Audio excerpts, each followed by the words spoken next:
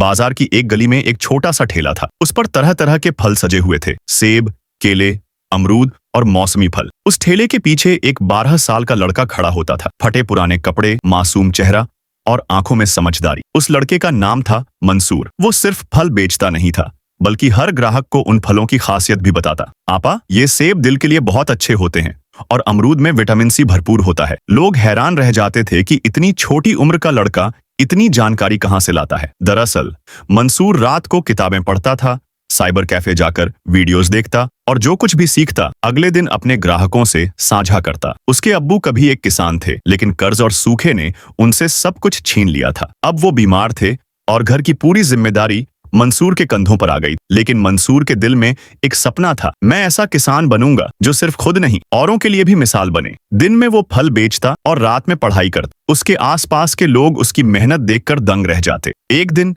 एक स्थानीय कॉलेज के प्रोफेसर ने उसे ग्राहकों से बात करते सुना। उन्होंने उसकी लगन देखकर उसे स्कॉलरशिप दिलवाई। मंसूर ने कृषि की पढ़ाई की और खेती को नए नजरिए से देखना सीखा। Drip irrigation, high tunnel farming, organic खादें, सब कुछ। पढ़ाई पूरी करने के बाद मंसूर ने किराए पर एक छोटा सा प्लॉट लिया। दिन रात मेहनत की और नए तरीकों से फल उगाए।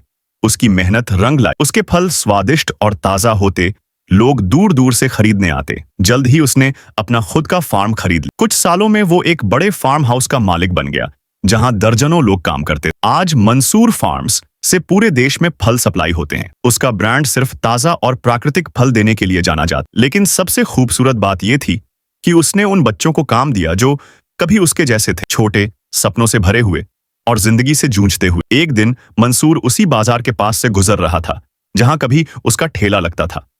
एक छोटा बच्चा अमरूद बेच रहा था। मंसूर रुका, मुस्कुराया और बोला, अमरूद में विटामिन सी होता है, दिल से बेचना बेटा, किस्मत खुद साथ देगी।